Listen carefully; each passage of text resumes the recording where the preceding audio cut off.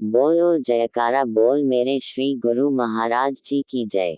The 14th of June 2026 Paramhans अद्वैत मत सौजन्य लेखक तथा प्रकाशक श्री परमहंस अद्वैत मत publication society Shri Anandpur. Compiled bye S.K. Dune. आज का पाठ आगे पेज 439 से 441 तक। महातीर्थ श्री आनंद सर श्री गुरुदेव महाराज जी श्री तीसरी पातशाही जी ने फरमाया, प्रेमी संत महापुरुषों का अवतरण ही जन जन को परमार्थ का लाभ प्राप्त कराने के लिए होता है। इंसान जो ख्याल करता है वही रूप बन जाता है। ये तो अपने ख्यालों पर निर्भर है। संत महापुरुष तो एक ही ज्योति से प्रकट होते हैं, चाहे उन्हें कोई श्री कृष्णचंद्र जी के रूप में समझे अथवा श्री गुरु नानक देव जी या श्री कबीर साहिब जी के रूप में। अपने भावों के अनुसार ही रूप नजर आएगा। विचार ही मनुष्य को वही रूप बना देते हैं। अब उस भक्त जी ने पुनः क्षमा मांगकर विनय की कि यदि मेरठ की संगत को श्री दर्शन करने की आज्ञा मिले तो वह भी श्री दर्शन कर कृतार्थ हो। श्री गुरुदेव महाराज जी करुणा के सागर ने अपनी कृपा फरमाई और वह संगत व्यास पूजा के पर्व पर श्री दर्शन के लिए आने लगी। सन 1955 में जबकि श्री आनंद सर अभी आरंभ ही हुआ था, श्री गुरुदेव महाराज जी की मौज इस संपूर्ण स्थान को उपासना के योग्य बनाने की हुई। श्री आनंद सर के ठीक मध्य में 13 जनवरी 1955 को श्री परमहंस अद्वैत मंदिर की नींव रखकर उसका उद्घाटन किया। यहाँ पर भी सेवा आरंभ हुई। श्री आनंद सर श्री परमहंस अद्वैत मंदिर की सेवा एक साथ चलती गई। श्री आनंद सर तो एक ही लहर में झूमकर तैयार हो गया और श्री परमहंस अद्वैत मंदिर की सेवा धीरे धीरे चलती रही। यहाँ संगमरमर का काम शीघ्रता से संपन्न होने का न था। जब आप कार में विराजमान होकर श्री आनंद सर तक पहुँचते तो कुछ प्रेमी कार के साथ भागना आरंभ कर देते। एक बार कार श्री मंदिर की तरफ जा रही थी।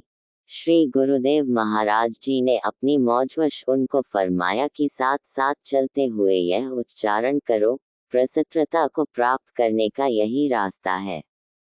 ऐसा प्रेमी जन बोलते हुए कार के साथ जाते तथा कार श्री परमहंस अद्वैत मंदिर व दूसरे स्थान पर, जहां श्री आनंद शांति भवन बना हुआ है, पहुंच जाती। एक दिन सेवादार गुरुमुख तन्मय होकर सेवा के कार्य में जुटे हुए थे। आप श्री सद्गुरुदेव महाराज जी श्री तीसरी पातशाही जी ने सेवादार गुरुमुखों का उत्साह बढ़ाने और श्री दर्शन देने के लिए श्री परमहंस अद्वैत मंदिर में पहले की भांति कृपा फरमाई। आपने कुछ सेवादार गुरुमुखों को संबोधित करके उस ओर संकेत किया जिस स्थान पर आजकल पवित्र श्री आनंद शांति भवन का निर्माण हुआ है, तथा ये श्री वचन फरमाए कि हम इस जगह पर बैठकर अशांत रूहों को शांति प्रदान किया करेंगे और यहाँ एक विशाल भवन बनेगा जिसका नाम श्री आनंद शांति भवन होगा। प्रेमियों ने सोचा शायद श्री आनंद सर तथा श्री परमहंस अद्वैत मंदिर के लिए श्री वचन फरमा रहे हैं कि जैसे इनकी सेवा में प्रसन्नता प्राप्त हो रही है वैसे ही इनके बन जाने पर ये प्रसन्नतादायक होंगे। किंतु श्री सद्गुरुदेव महाराज जी की भविष्यवाणी का संकेत किसी दूसरी ओर था। गुरुदेव महाराज जी प्रायः ये वचन फरमाया करते थे कि समय कीमती है और आप लोगों ने सेवा बहुत करनी है।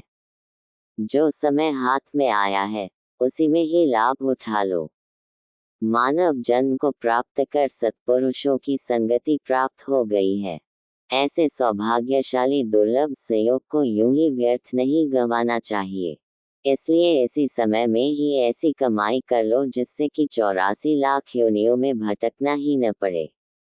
अतः आपने स्वयं भी ऐसे ही शीघ्रातिशीघ्र इस श्री आनंदपुर की रचना को नए रूप और नए ढंग से साज संवार दिया जिसकी कल्पना भी नहीं की जा सकती थी। बोलो जयकारा बोल मेरे श्री गुरु महाराज जी की जय।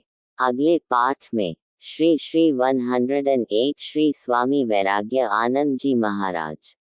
कल पाठ में महातीर्थ श्री आनंद सर, पेज 441 से आगे।